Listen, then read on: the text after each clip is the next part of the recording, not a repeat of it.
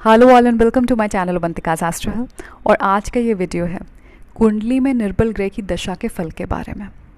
जातक परिजात में कुछ ऐसा लिखा है कि जब निर्बल ग्रह की दशा चल रही हो तो उस ग्रह से जुड़ा जो भी फल है, जो भी वो फल देने योग्य है, इंडिकेट कर रहा है, वो फल नेटिव को रियलिटी में ना मिलकर, रियलिटी में पूरा ना होकर उसके मन में पूरा होता है। इसका मतलब ये हुआ कि नेटिव उस ग्रह से जुड़ा जो फल है उसकी बहुत इच्छा रखेगा उसकी दशा में, और एक वांट होगी, डिज़ायर होगा उसका कि ये चीज़ उसको मिल जाए, पूरी हो जाए, लेकिन वो वास्तविकता में पूरी नहीं हो पाती।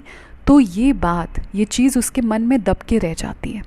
तो मन में पूरा होना कि रियलिटी में नहीं हो रही है, मन में पूरी हो रही है। मान लीजिए निर्बल ग्रह प्रॉपर्टी का फल इंडिकेट कर रहा है, तो नेटिव की बहुत इच्छा होगी कि वो एक अपनी प्रॉपर्टी बना ले।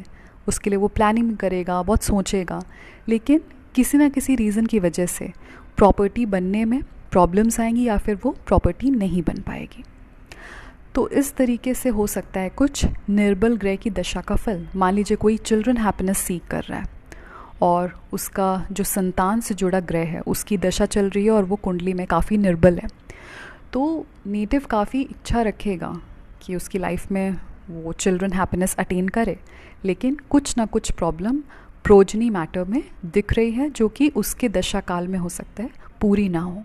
तो इस तरह से होता है निर्बल ग्रह की दशा का फल।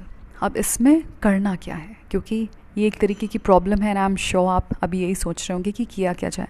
तो वो जो निर्बल ग्रह है जिसकी दशा चल रही है और उससे जुड़े जो भी फल हैं जिसमें आप काम कर रहे हैं और आपकी इच्छा है कि वो चीज़ पूरी हो, तो फिर आपको उस ग्रह की बहुत ही रिलीजियसली रेमेडी करनी है। उस रेमेडी को करिए, फेथ के साथ करिए, और जो उस ग्रह के एट्रीब्यूट्स हैं उसको फॉलो करने की कोशिश करिए, क्योंकि उससे कभी कभी बहुत जल्दी रिज़ल्ट मिलता है।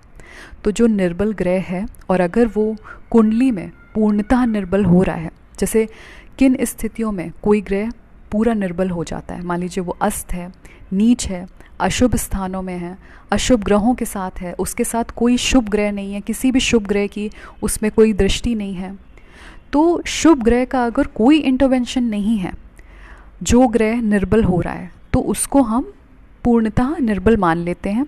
और जब हम फिर मान लीजिए नवमांश में देखते हैं, ये देखते हैं कि वो ही ग्रह अच्छा हो रहा है, तो उसमें ये होता है कि एक समय के बाद वो ग्रह अपना फल देने योग्य होगा, लेकिन बहुत जल्दी नहीं अगर लग्न कुंडली में पूरी तरह वो निर्बल हो गया। तो अगर आपकी भी कोई दशा चल रही है किसी ग्रह की जो पूरी तरह निर्बल हो जा रहा है, और अगर आप कुंडली के बेसिस में जो भी वो फल इंडिकेट करता है, चाहे वो आपके फाइनेंस से रिलेटेड हो, प्रॉपर्टी से रिलेटेड हो, मैरिज से रिलेटेड हो, जैसे निर्बल ग्रह की दशा अगर किसी की महादशा चल रही है और वो शादी का फल दिखा रहा है, तो नेटिव बहुत सोचेगा, बहुत डिज़ायर करेगा कि उसकी मैरिज हो जाए और वो जो भी है, लेकिन इतना सारा एफर्ट डालने के बाद भी उसकी शादी में प्रॉब्लम आएगी और हो सकता है उस ग्रह की दशा काल में उसकी शादी ना हो पाए।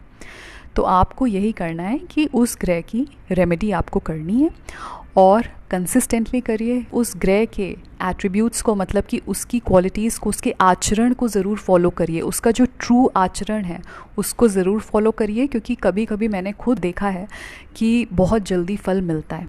So this was all from my side for today. I hope you found this video helpful.